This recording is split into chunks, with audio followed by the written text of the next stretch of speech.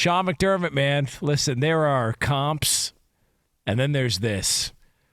In an article published by Tyler Dunn of Go Long on Thursday, Bills head coach Sean McDermott in 2019 used the 9/11 hijackers as an example of a group with good communication and the ability to come together as one. I'm not making that up. That's a real thing, as confirmed by many players who were there, who spoke with ESPN, and obviously spoke with Tyler Dunn, who put the article out as part of a 3-part, I guess, deep dive into the issues with Sean McDermott in Buffalo. So Sean McDermott, the head coach of the Bills, was asked about, and actually I think he just opened up the press conference in talking about the article that came out, and let's take a listen to how smooth this went. I want to reference the team meeting that has been brought up. My intent in the meeting that day was to discuss the importance of communication and being on the same page with the team. I regretted mentioning 9/11 in my message that day, and I immediately apologized to the team. Not only was 9/11 a horrific event in our country's history, but a day that I lost a good family friend.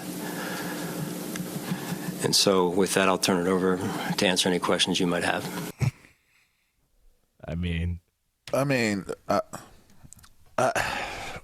So let's first talk about how this gets out. I don't know if it was a player. I would imagine it probably was a player's agent, and maybe someone who doesn't think he can do the job, because how else does this get out? Yeah, and it hadn't come out in 4 years, and now it comes out now in a rough season. It's almost like they were waiting for the right time to bring it up and to try to assassinate him as a leader and his character to a degree, or really more judgment.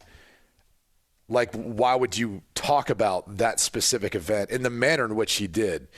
And Jonas, if you want to elaborate on what he was talking about that occurred that day, you can. I think we get caught up a lot of times in when a head coach is hired, or who we think should be a head coach, or bigger picture, who should be a leader or a leadership position. I firmly believe, like, you either have it or you don't. And I know, like, you can go and get your master's in business, go get your MBA, and they can teach you frameworks. They can teach you in a corporate world how to go about decision-making, how to go about treating people and leading people and communicating to people. Like, there are some, processes that you can learn. You can listen to podcasts, you can go online. You either have it or you don't. Like, you either have this innate ability in the moment to know what to do or what to say, or you don't. Like, I firmly believe that. And I think the problem is, in the NFL and really a lot of other places in society, we view there to be stepping stones to get to that spot. Like, we say, well, if you want to be a head coach, you got to first off be a good position coach, right? Because if you don't know how to coach a position, why should you be entrusted with coaching an entire team? And if you want to be a good coordinator, if you want to be a head coach, you got to be a coordinator, because you have to know one side of the ball, right? You have to be really good at offense, really good at defense, and really good at special teams, right? And then from there, once you excel and you're really good at that, then we say, well, now you can be a head coach, because you've got experience as a position coach, you've got experience at those other levels. And there is some validity to that. Like, you do have to know football. You have to know it from the micro level and also macro level.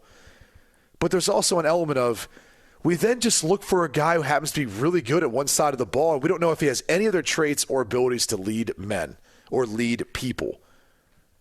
I feel like oftentimes, like, we create a list when you're in a position to hire someone of just saying, well, this person, they've checked all these boxes, so they make sense to go in this position. But, like, I'm sure we've all been around people who've been in leadership positions where we said, yeah, this guy just got it because of this reason or what he did before, not because he would be actually good at that job. Is that fair to say? Yeah. And I think that's part of the issue with this is someone feels like they don't feel like he's a good leader. They feel like he's a good defensive coordinator. He's a good position coach, defensive, position coach.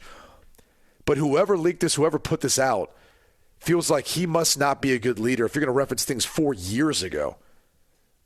Like, that's how it struck me. First off, if he used a reference like 9/11 in his conversation with his team, I mean, again, we had the conversation yesterday that things that take place in the locker room and sometimes even in the meeting rooms are meant to be there and meant to stay there.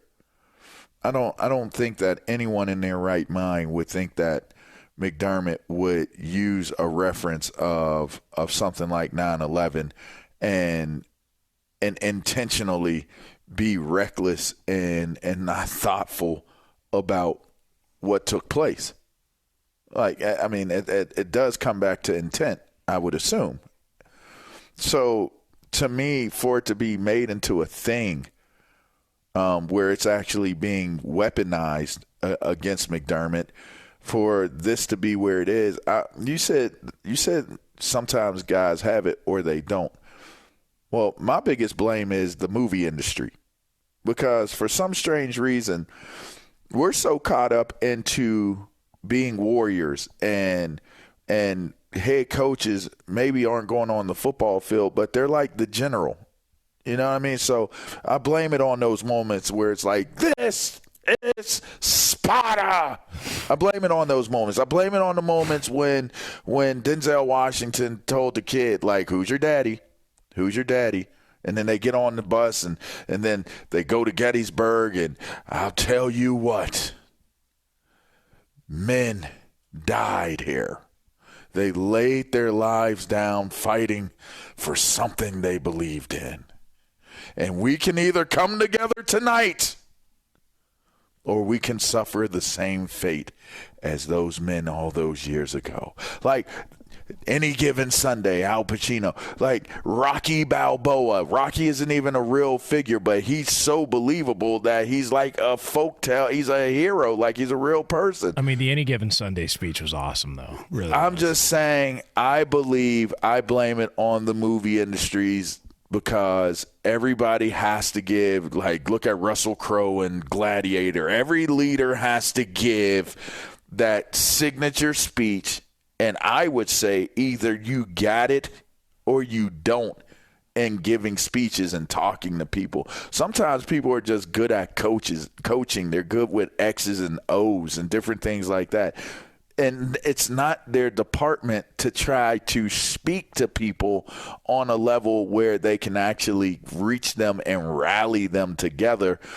And I blame that on the movie industry. That's honestly, I believe that's the truth of this, and that's where so you're blaming all this that's gotten out, not on Sean McDermott choosing to use one of the most tragic events in the history of humanity, but you're blaming it on the movie industry. That's correct. Hey, ladies and gentlemen, Sean McDermott's lawyer, I'll tell you what, LaVar Arrington. That is, this is why I love you, LaVar, because I never thought I was going to get that take today, and I love it. I was with Mark Ingram yesterday. And I told him that. I was like, LaVar has some of the most unique perspective ever. and I love that, because every day I usually get surprised with something, and I'm like, I didn't think of it that way. It's like, hey, Coach, why'd you say what you did 4 years ago? Don't look at me. Look at Al Pacino. I didn't do it. I mean, like, what do you want from me? I didn't write it. I grew up watching these things. Like, that's what, in his mind, that's what he's thinking about. Like, when the situation is bleak and it's at its worst, you have to have something to say. Where did that come from? That came from the influences that you had growing up, whether it was the fish that saved Pittsburgh, whatever it was. There was something that made you feel like you had to give a speech that Now, I'm joking. I'm being sarcastic. But in reality, if you really think about it, isn't that true? Well, look at Hard Knocks. In the first episode, before they go to the first break, it's always the coach giving the speech when the team all gets together. Robert Saleh this year was like an eagle flying over a dove who was taking a crap or whatever it was. But there was this big, and the build up and the music. That's always the go-to right as you go to break. And now you look back all these weeks later and you go, man, that speech didn't mean anything because Tim Boyle just got cut. None of that mattered. It was all a bunch of crap. Yeah. I just listen. Bad comp, bad idea. And the fact that this is out and part of a 3-part write-up on Sean McDermott tells me, Here you go. Yeah, it's not good, man. Like it just seems like the end is near. Is Stephon Diggs somewhere rubbing his hands together like, no more storming out upset for me?